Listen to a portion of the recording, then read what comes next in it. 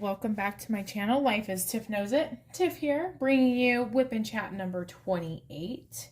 And tonight I am working on my project for Drills and Chills, which is a moment on memory lane by Chuck Pinson by Diamond Art Club.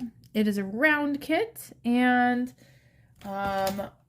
my progress on it has been pretty steady, but in order to get done for I just realized there's a coffee mark right here.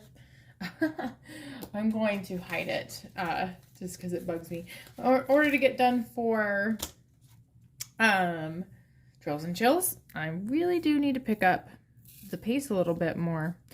The end of September is here, and I have to say it did sneak up on me. Like, I can't believe September is finishing its way. We're into October. Oh, I do love this time of year. I love it when the leaves are changing, and I am a big fan of pumpkin flavored things, so I don't mind that. Yes, this is my favorite season. Man, I conditioned myself to yawn, even thinking about doing WIP and chats. Hopefully because they're not boring, but because I have this fear of yawning too much because I always film these on Tuesday nights. Something about Tuesday nights especially are just tiring for me. Like, I think with Mondays, you kind of expect to be tired, so you kind of are just okay with it.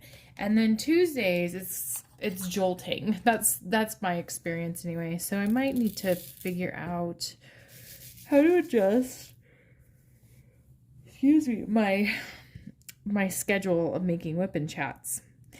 I wait until Tuesdays, and it takes me a little while to edit and upload. And so I don't want to wait till Wednesdays, and Wednesdays are going to, starting tomorrow, not be free for me to do filming. But I always think if I film it too far in advance, I'm going to have nothing to talk about because I won't have the week to catch up on. So, I don't know. Perfect. I can put these here. Do you ever just accidentally leave drills in your boat because you don't see them? It happens to me all the time. And thankfully, I am that person that misses where certain symbols are. So I always, most of the time, can find a couple more of that symbol so I don't have to try to put it back with its drill color. So I hope you're doing well. I hope everything's going great for you, and whenever you're watching this WIP and Chat, you are enjoying whatever you're doing, whether it's diamond painting or a different project, different crafting adventure, cleaning your house, just listening.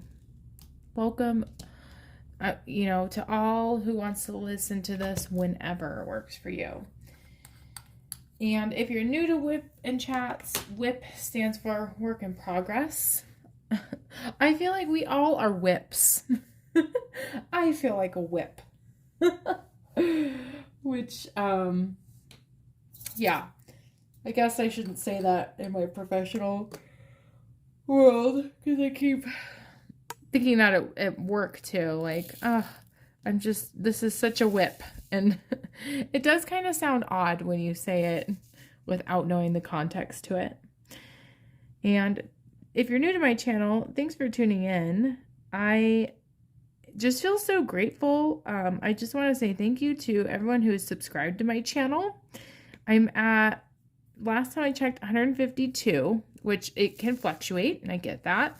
Like, it might go down since announcing that. But the fact that I have 150 subscribers just makes me so excited, because YouTube is a lot of work. It takes a lot of time, I should say. I've been really enjoying it and have tried very hard to be consistent about it.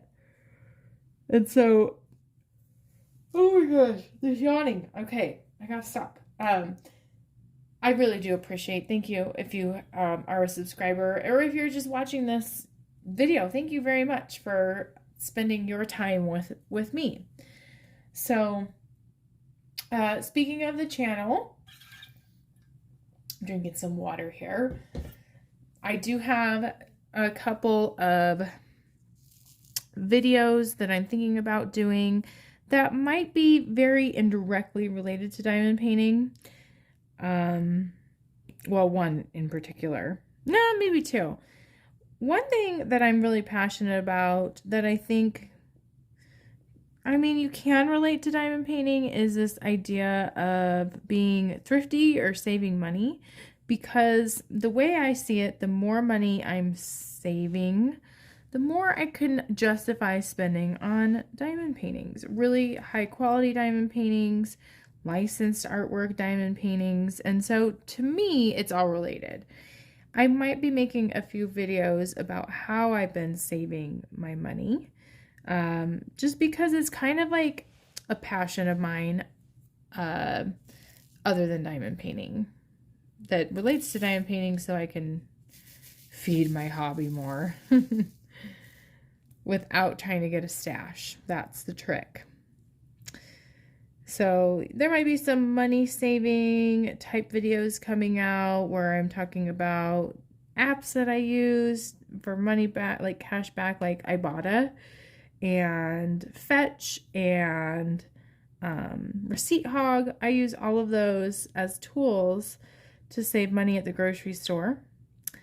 And none of my videos are sponsored. It's just like me being excited about things that have saved me money. So that might be coming out next Sunday. I'm going to be doing a video about my diamond painting wish list. And that kind of originated from my mom suggesting a Christmas gift. I'm like, actually, I might want this instead. Which Christmas? Yes, I know it's way too early to be thinking about Christmas, but is it? Is it ever too early to be thinking about shopping for Christmas? Maybe not Christmas decor, but if there's a good sale for something, you know, we're kind of entering pre-holiday season. So, in the video that I'm doing Sunday, I'm doing a lot of prep work on. It's not a type of video I've ever seen, like a wish list of diamond painting, and it's not necessarily like for anyone to purchase them for me. It's just me sharing, like, if I could, this is what I would get in my stash, or this is what I would purchase. So hopefully it will jumpstart some ideas for you on certain projects that maybe you haven't shopped for before.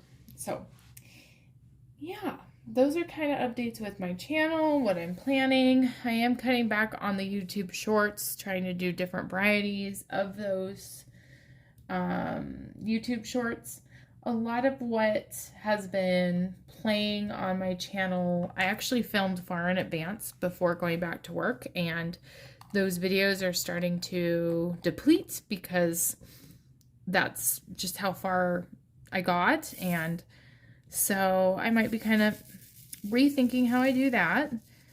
I'm not sure if the people who watch my WIP and chats watch my shorts videos. I wonder if I have two different audiences watching those. And so anyway, that's kind of my thought process. Shorts will still be a thing, just kind of not as frequent, and just might have a variety of different things regarding diamond painting YouTube shorts. Let's see. So we can dive into kind of a recap of my week. I have found it challenging to figure out what to talk about, especially because a lot of my energy and time deals with my job, because I have that type of job and that type of personality where it just takes a lot. I spend a lot of time working, and in the past I've talked about kind of wanting to find that work-life balance, And so this YouTube channel has really helped me with that. And because of that, I don't want, oh my gosh, look at all these different drills that were in this bow. What is going on? What is going on? Okay, that's okay. I don't really, I'm trying really hard to not really think about work and talk about work with this channel. Let's see, gosh, I'll figure that out later. That being said, though, I mean, I'm not gonna completely avoid it because my job is a big part of who I am. And I have been reflecting lately on, I've really been toggling between daydreaming about, like, what if I would have done something different for my career? Or what if I had a job that just didn't require a lot of time?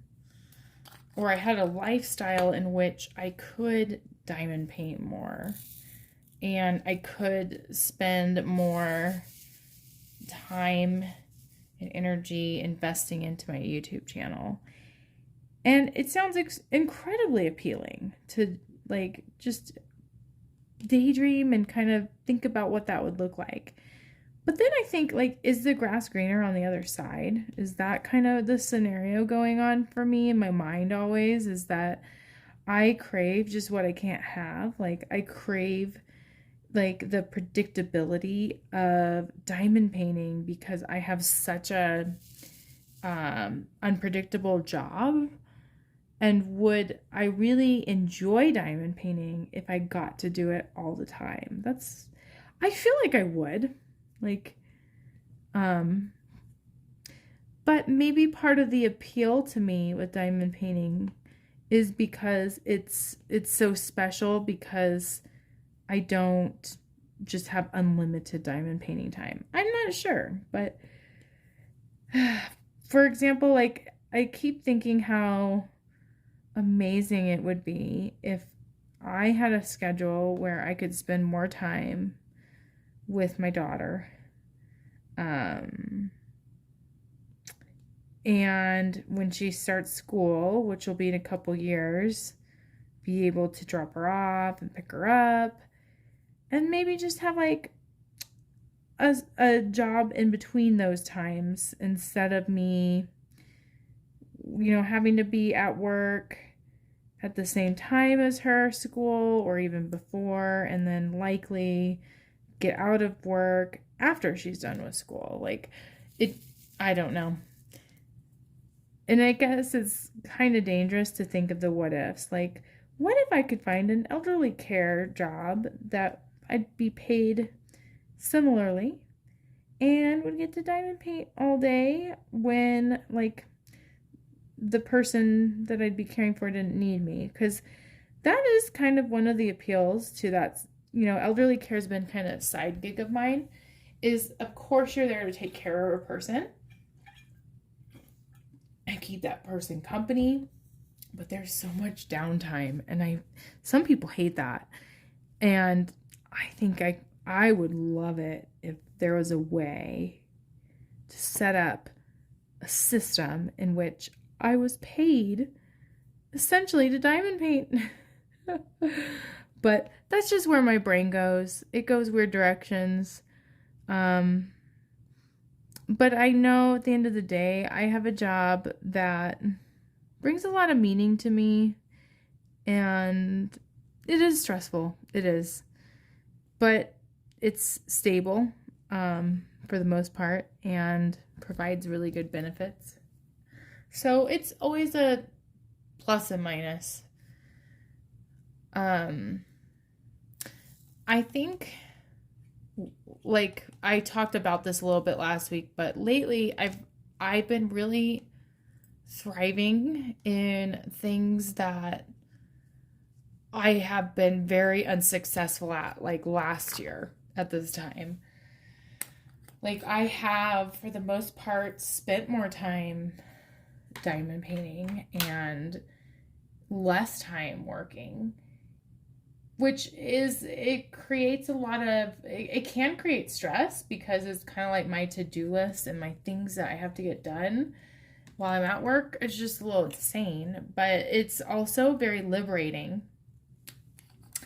And it reminds me of a quote. So I'm doing my quote mid WIP and chat instead of at the end. It's another one by Brene Brown, because I just really resonate with Brene Brown. I just love her books, love her,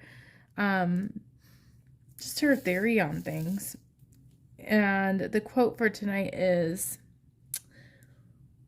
if I can find it. Oh yeah. It takes courage to say yes to rest and play in a culture where exhaustion is seen as a status symbol. And I just feel like that resonates so much with me, and like, it's absolutely true. We live in a culture where it feels like regardless of what you do, it's not enough. I know I feel that way. And maybe that's just the culture I have created for myself. But I do think that it's reflected in kind of the world and what's valued and the fast-paced nature of the world, you know, with technology and yeah, just how quickly things change and the amount of information we get, I think, can be so overwhelming just from the media and, you know. So it made me really reflect, like, I want to build a life where I'm able to enjoy it and not feel bad about enjoying life and doing the things that I love and being with my daughter and my husband, and not feeling like I have to choose to be, like, I don't want to choose my job over my family. And that, I think, is a really healthy thing for me to be reflecting on. Because last year at this time, I think I was so overwhelmed and so in the chaos that I wasn't really even contemplating. It wasn't even a choice to me. It was just kind of like, this is how it is. So anyway, that's kind of been what's been on my mind lately, is in the future, is there a world where I could support my family or contribute to my family in a less stressful way? And can I kill two birds with one stone by being able to diamond paint and be paid for it? I live in a daydream world, I know, but who knows? Who knows? Always, like I said, pluses and minuses to everything. It's not just a clear-cut thing. And this is very much future-oriented. It's not an option currently, or it's not even something that I think, it's just something I'm thinking about, not really going to do anything about. Let's see. Another thing that happened, so this past weekend, outside of work, I was invited to a baby shower of a really good friend of mine and my husband's, and I haven't been to a baby shower in a long time, and part of me really did get some baby fever. Like, you know, it's kind of this like nostalgic idea. You can see all the cute like baby things that you just don't think about, like a booger wipe container and like just so many things that really are kind of like funny in a way. Like half those things you could just use a towel for, but it's so cute. And there's one of the shows that I reference a lot is How I Met Your Mother, and there's an episode where there's a character that really does not want kids, does not like kids, and then her heart melts when she finds a little infant sock, and she goes, sock, and it reminded me of that. Like, it's it's a good feeling, and I'm so excited for my friends who are having a baby. So it kind of like brings up the question of, for my husband and I, if we want another child. And I'm certainly not gonna share too many details on YouTube about that, but I will say that both my husband and I are only children, and I feel that a lot of people, maybe really well intending, put a lot of pressure or talk so much about when you're having another kid, are you thinking about having another baby? And like, I don't know, that is definitely a hard topic to really wrap my mind around. And it's just such a big decision to have another kid or to have a child. I love Denise so much. I want what's best for her. And I want what's best for me, because when I started my momhood journey, it definitely was not easy. And I don't think momhood should be, or parenthood, it is hard. But I really struggled with a lot of things in my motherhood journey. And part of me is like, I want another chance to try again, where I'd feel better about it. And part of me is just kind of over it and feels very complete and content with where our family's at in our lives. And so anyway, that has also been something I'm thinking about, just like when your friends have changes in their life and you're watching them go through this amazing change, it makes you think about your own life. So one thing that was really lovely too is the location of the baby shower was just perfect, because it was right across the street from the park where Bill and I got married. And so that park is very nostalgic for me. It holds a lot of positive memories. And I took some time after the baby shower to just walk around the lake. And we got married in like a boathouse right on this lake. And that at this point, it's closer to like 6 years ago we got married, where our anniversary is in May, June, July, August. Okay, so 5 years ago. I was just trying to see where in the year, if it's 6 or 5 that's closer, but it was just really nice to reflect and get some fresh air. And I think that in most situations, I would have just hopped in my car and got home, and I intentionally tried to live in the moment and take a walk down memory lane, which is exactly like the diamond painting I'm doing, a moment on memory lane. I know, I'm cheesy. I'm so cheesy. But that was really nice to reflect on that.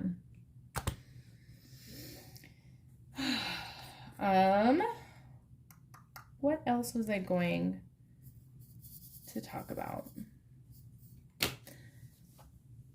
Oh, the other thing, I have been watching a show that I'm obsessed with. I like it so much, and I think it's such a relevant, like elephant, relevant, not relevant. I've been doing that. I've been making so many funny mistakes with wording, just saying things wrong that make no sense. I think that's hilarious. Whenever I have like a word mishap or I say something wrong, I actually really like it. It's like an opportunity to laugh at myself. Relevant. Okay, get it together, Tiffany. I'm a little slap happy because I'm a little tired, but the show I've been watching is called Dope Sick, and it's on Hulu. And a coworker of mine recommended it, like, at this point, probably like half a year ago. She's like, it's so good. And I thought it'd be this like fictional show that was kind of raunchy and kind of like really intense, that glorifies substance use and drug use. And it wasn't that at all. It was so good. It was kind of this, it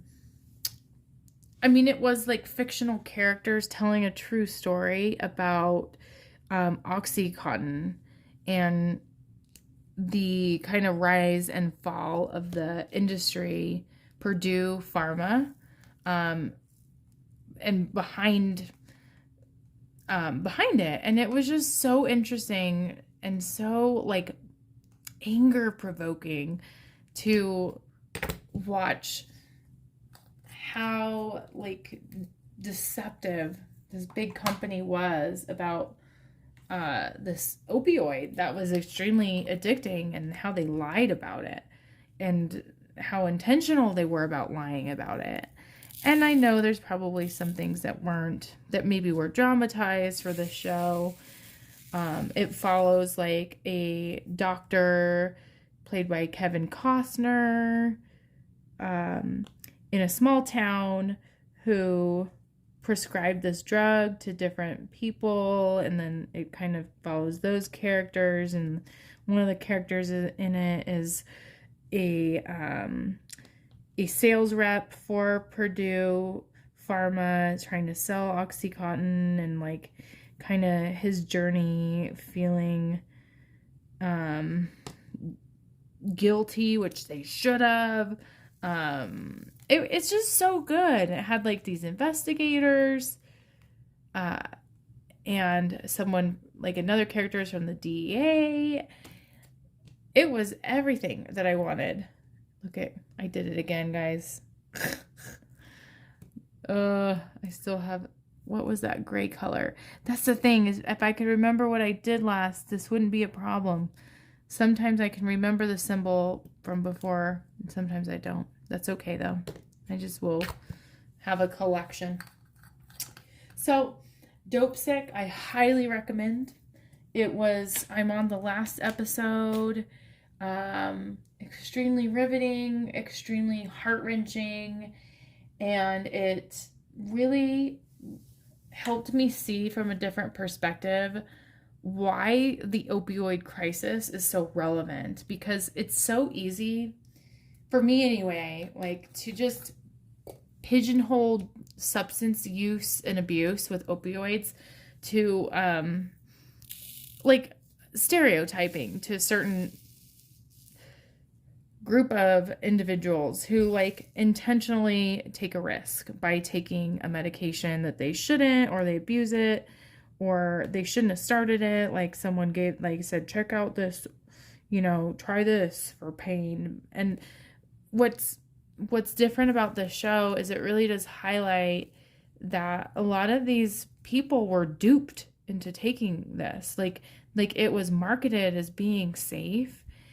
And doctors were the ones prescribing it and had really good intentions. Like they weren't trying to sell the drug. And so it was super eye-opening to me, and it helped me create more empathy for how substance use can begin in addiction. And, I think sometimes it's easy to blame abusers or people who become addicted to drugs. And it just had such a different vibe to me, this show, about how that's not always the case. And that's, the people behind the addiction are still people.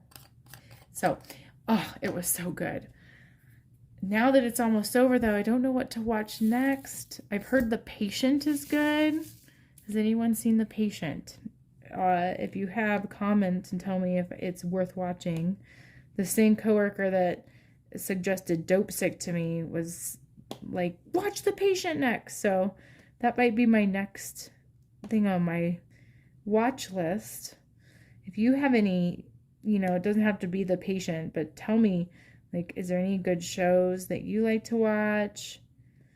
I've been getting up early in the morning to diamond paint, and I diamond paint faster when I am engaged in listening to a show. So I'm curious to know, what is a show you're liking and watching right now? All right, let me just check my notes really quick. Make sure I didn't miss any. Oh, I did miss one thing. Okay. It's a silly thing. It's a good thing to end on a silly thing. So when I was taking the walk around the lake where I had gotten married, there is this vendor, this lady who has like essentially an ice cream truck, but it just stays there. It's not like a truck that circles the park. It's just in a parking lot. And she actually was part of our wedding. My father-in-law like hired her to give it was like dessert before the reception, which was a cute twist. I liked it. Like we had kind of a cocktail hour with ice cream.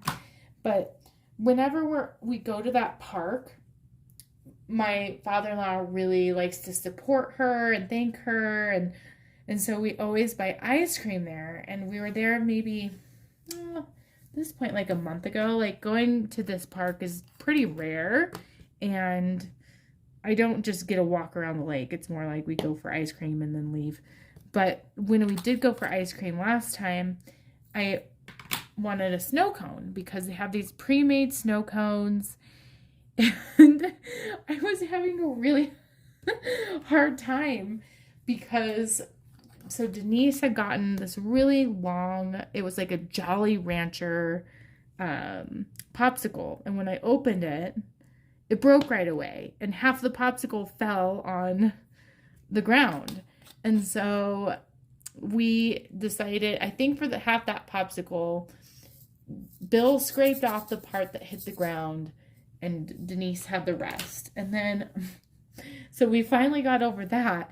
And I have my snow cone and I lick it, and the pressure from me licking it made the whole thing fall out of the cone onto the ground. And it was just very sad. And so anyway, I did a probably gross thing, and I brushed it off, and I tried to get all the sand and gross stuff off of it, but I really wanted to eat it. And so I ate part of it, and it was a very good snow cone. But I kept thinking, like, wow, like the popsicle, yeah, it had already been broken. I opened it, but the snow cone, shame on me I should just let it melt a little bit or ask for a spoon, because a traditional snow cone, like, you totally use a spoon. She didn't offer me a spoon, so I just, was licking it. That's why it fell off.